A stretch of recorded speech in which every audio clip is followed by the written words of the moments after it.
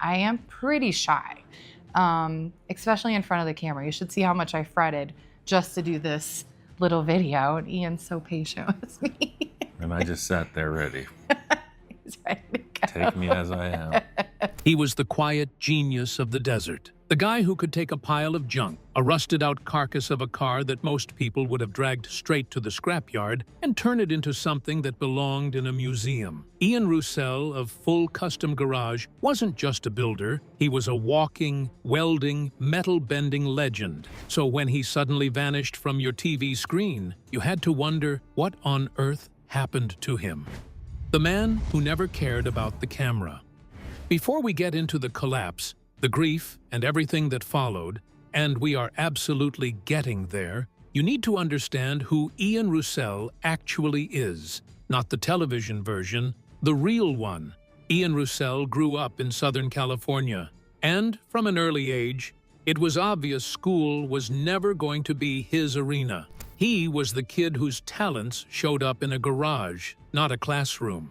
He didn't follow a conventional path into the craft. No trade school, no formal apprenticeship. What he did was start building things and keep building things until the quality of what he made spoke loudly enough that other people started paying attention. By his early 20s, he had launched his own custom car operation in the Mojave Desert, building the same way he built every car, alone, without a blueprint, working entirely from the vision in his head.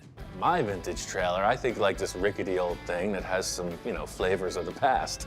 The work was already strange and remarkable before television ever found him. Not strange as in gimmicky, strange as in it didn't look like anyone else's work. Ian wasn't interested in replicating styles or chasing what was fashionable. He was interested in form, in shape, in what happens when you strip expectations from a piece of metal and let it become whatever it needs to be. He explained it once with brutal clarity.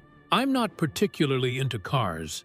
It's my addiction, making them, creating all of these shapes. Not car enthusiasm, not gearhead love. Addiction to the act of making. That single sentence explains everything about why his work looked the way it did, and why watching him work felt different from watching anyone else on television. The music playing while he worked was Ministry and The Dead Milkmen. He described himself, without embarrassment, as kind of a punk rock guy. He had no interest in softening his aesthetic for a mainstream audience. He was who he was, and that uncompromising specificity was exactly what made him fascinating. He wasn't entirely alone in the desert, though. His wife, Jamie, was his essential partner, managing operations, handling client communications, and over time, becoming central to production and editing. Where Ian built, Jamie ran the business that made the building possible. That quiet partnership was structural. Everything Ian Rousell created publicly ran through the infrastructure they built together. By the time MAVTV came calling, Ian had spent 2 decades becoming genuinely excellent at something most people couldn't fully describe, which made him, as television quickly realized, perfect for the screen. But here's what nobody stops to ask. What does it actually cost someone like that? A man whose entire identity was built on absolute authenticity. When you put him on camera and ask him to do it again for the B-roll? And what happens to a body working those hours in that heat, year after year, before the bill finally comes due? 9 seasons and the thing they couldn't show. Full Custom Garage premiered on MAVTV Motorsports Network on March 28, 2014. From the moment it aired, it was clear this was something genuinely different. In 2014, car television was full of countdown clocks and manufactured crises. Clients storming in with unreasonable demands. Builders storming back with dramatic ultimatums. Enormous production teams edited to look like scrappy underdogs. The drama was industrial, the formula rigid, and audiences had been trained to expect it on schedule. Ian Rousell showed up and did none of that. He worked alone. No crew, no apprentices, no supporting cast, engineered for tension. No blueprints, no computer renderings, no design software. He'd look at a car, let an approach form in his mind, and start cutting. He narrated his process in real time, quietly, while punk rock played in the background. He made mistakes and didn't hide them. He changed direction mid-build when the material demanded it, explaining why on camera as if there were nothing unusual about it. The result was a show that felt less like entertainment and more like watching a craftsman at work, which, against all conventional wisdom about what makes good television, turned out to be extraordinary television. Full Custom Garage holds a remarkable 8.7 out of 10 on IMDb. 9 seasons, an audience that described the show not as something they watched, but something they studied. Fans drove hours to the Mojave just to stand outside the shop. They rewound build sequences to understand how Ian achieved a specific curve. We did not expect to ever move. We considered getting another place to live to supplement this. International buyers, collectors in Japan, Germany, the Netherlands, commissioned vehicles sight unseen. Jamie's role expanded steadily alongside all of it. Operations, client management, production coordination, editing. The show looked like one man alone. The enterprise behind it was a partnership. But here's what the camera never adequately communicated: the physical reality of the conditions. The Mojave Desert workshop was not air-conditioned.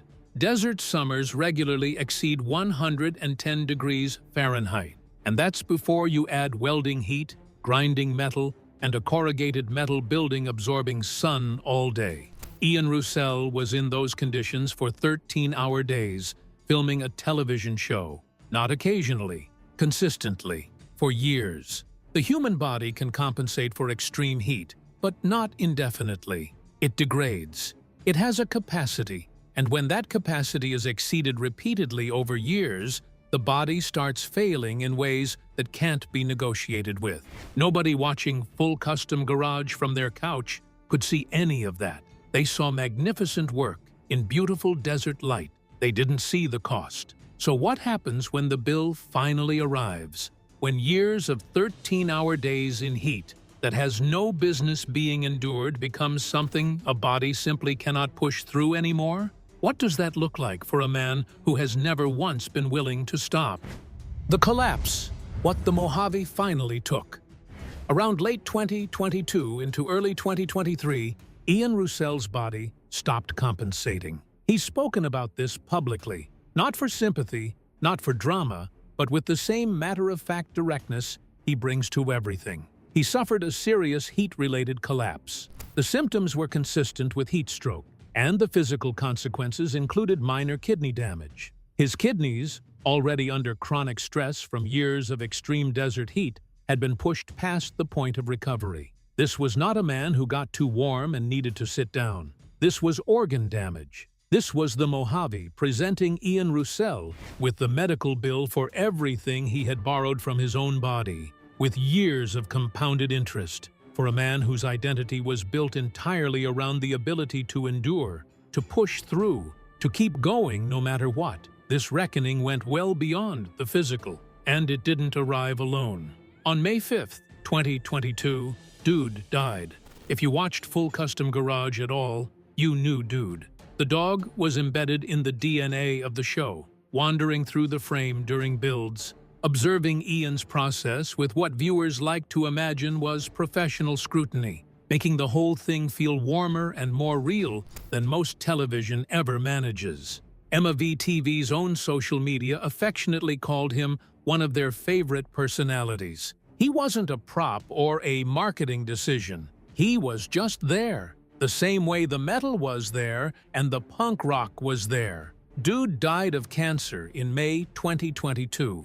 Ian posted about it. The fan response was immediate and collective. Comments, tributes, shared memories, and it showed exactly how personally people had connected with this show. They weren't mourning a television animal. They were mourning something they felt they had shared space with for years. So here is the timeline laid plain. May 2022, Dude dies. Late 2022 into early 2023, Ian suffers a heat stroke that damages his kidneys. 13-hour days in extreme heat for 9 seasons, for a show whose production demands were fundamentally at odds with how Ian actually worked. Something had to give, and it did. The question is, how does a man like Ian Rousell process all of that at once? Does he fall apart publicly? Does he rage against the machine? Or does he do something far more interesting? Walking and building the door before he needed it. Here's the thing the headlines bury. Ian Rousell was not cancelled. He was not fired.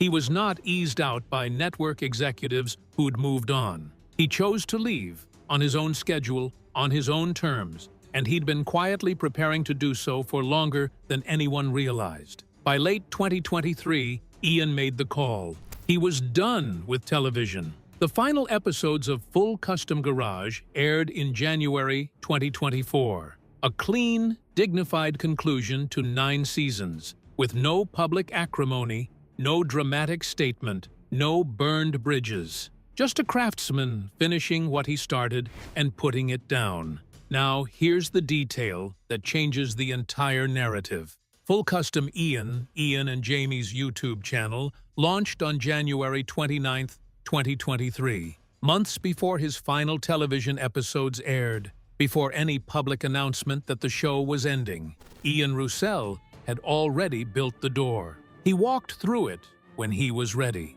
The philosophy behind the YouTube channel was the direct inverse of everything that had worn him down.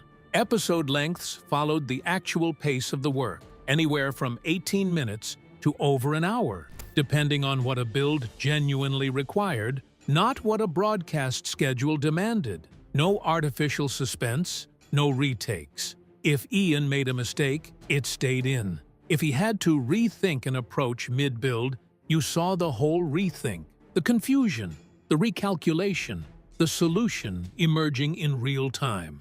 That's not a flaw in the format. That is the format. The thing television had been trimming out for 9 years. Jamie stepped fully into the production role she had been growing toward, editing, producing, shaping the raw footage with the same directness Ian brought to the metal. The output was substantial. The audience found them immediately, because what they were getting was the unmediated version of Ian Rousell, the one that had always existed behind the television packaging. Comment sections filled with notes from people who'd been following since 2014, describing it as finally getting to meet the real man. The Instagram account at full_custom_. Ian grew past 172,000 followers. He appeared at SEMA 2023, alongside Jamie, presenting new work and signing autographed posters, not as a celebrity making a promotional appearance, but as a craftsman showing what he'd been building. There's a difference, and Ian has always understood it better than anyone. But just when the new chapter was clicking into place, the platform growing, the creative freedom restored, the universe had one more loss lined up. And this one hit differently, because it wasn't a health scare or a career pivot. It was the physical ground where everything had happened. The closing of the Desert Ranch. In September 2024, Ian and Jamie Rousell closed the Desert Ranch shop. It's not like it's been a huge run of time and experiences, but a lot's gone on here. The shop had been Ian's Mojave Desert workshop for years, the place where the show was filmed, where hundreds of vehicles were built, where Dude used to wander between the welding rigs, where fans had made pilgrimages from across the country just to stand outside and feel connected to something they cared about. So what are your thoughts on this shop? Tell me one of your best memories. When the closure was announced, social media responded in a way that showed exactly how much the place had meant to people beyond its walls. Fans posted photos from visits years old, alongside memories of what watching someone build extraordinary things in that specific space had done for how they thought about craftsmanship, about creative commitment, about what's possible with skilled hands and uncompromising vision. Custom builders posted about how seeing Ian work there had changed their understanding of their own work. Ian handled it the way he handles everything, with direct, unperformative honesty. The chapter was finished. Holding on to the building after the chapter ended would have been holding on for the wrong reasons. The work would continue, but it's worth sitting with what was actually closed. Not a building, not a business address. The desert ranch was the physical embodiment of a philosophy. The idea that one person in a simple space, working alone, could make things of lasting value and beauty. That philosophy doesn't close when a building does, but the specific place where it was practiced, that's a real and specific loss. The fans who mourned it weren't being sentimental. They were responding to something that genuinely mattered. So after the grief, the health crisis, the end of the TV era, and the closing of the legendary shop, where does Ian Rousell actually stand? And is there anything left worth watching? What he's building now, and the legacy that outlasts all of it. Here's what all the tragedy framing in the headlines is designed to make you miss. Ian Rousell is still working, actively, prolifically, and by every observable measure more freely than he has been in years. The Full Custom Ian YouTube channel is thriving. He's in a new shop, unburdened by accumulated mythology, building at a pace that would exhaust craftsmen half his age. The 1949 Metro Van project, a vehicle Ian originally built that has come back into his hands, is being prepared for SEMA 2025. Think about that. A build from his past, returned to him, being remade for a new chapter. Ian would roll his eyes at anyone pointing out the symbolism, then go back to cutting metal. There's also a 1968 Volkswagen with custom lighting referencing Porsche 917 design language. Rat rods built from salvaged industrial equipment. The scope of the work hasn't narrowed. It's wider, freed from the episodic structure that once required each build to resolve neatly within a television runtime. People who watch the YouTube content describe his on-camera presence as noticeably lighter, more spacious, more willing to linger in the thinking parts of a build, the standing back, the waiting, the moment when the work tells you what it needs next. Those moments almost never made the television edit. They're everywhere now. As for the legacy, when the history of custom car television gets written properly, Ian Rousell will sit in a specific and irreplaceable place in it. He will be the proof of concept, the evidence that you could make 9 seasons of critically beloved automotive television with one person alone in the desert, with no manufactured drama, and rate 8.7 on IMDb, build an international following, and have your work shipped to collectors in Japan, Germany, and the Netherlands. That is not a footnote. That's an argument about what television could be if it trusted its subjects more than its formats. The custom fabricators who point to Full Custom Garage as the thing that made them believe the craft was worth pursuing. The young people who watched Ian work and understood, maybe for the first time, what it looked like when someone had found the precise right thing to do with their hands and their mind. That cultural weight doesn't show up in ratings data, but it's real, and it will outlast any of the losses in this story. The heat collapse scared people. Dude's death broke a piece of the community's heart. The desert ranch closing felt like a door shutting on something they hadn't known they were counting on. Every piece of that loss was real. But Ian Rousell is in a workshop right now. There's possibly punk rock playing. He's looking at a piece of metal and deciding what it's going to become. And nobody, no network, no production schedule, no broadcast window, gets to tell him when he has to stop. That's not a tragedy. That's the whole point. So let's call this what it is. The tragedy of Ian Rousell from Full Custom Garage isn't one dramatic event, it's an accumulation. Right now on Full Custom Garage, Master Metalman Ian Rousell continues the transformation of the two Falcons. Years of 13-hour days in heat that no reasonable production should have sustained until his body sent him a message in the language of organ damage. The death of Dude on May 5th, 2022. A loss genuinely felt across an entire fan community. 9 seasons of performing a version of himself that was always slightly smaller than the real thing. And the quiet grief of the desert ranch closing in September 2024. All those years of work packed into its walls. But here is what also happened. A man who never cared about performing quietly built his own stage, before the network stage collapsed, launched a YouTube channel in January 2023 before anyone outside his household knew the television era was ending, walked away with dignity instead of drama, and is still there, in a new shop, building things that have no business being as beautiful as they are. He told a reporter, "I love what I do. The funny thing is that I'm not particularly into cars, but it's my addiction making them and creating all of these shapes. That addiction is still running. Everything else was just the price of admission." Head to Full Custom Ian on YouTube. Watch a full build. Don't skip anything. You'll understand within 15 minutes why people drove to the Mojave just to stand outside his shop. Been watching since 2014? Drop your favorite build in the comments. We read every one. Like and subscribe. See you next time.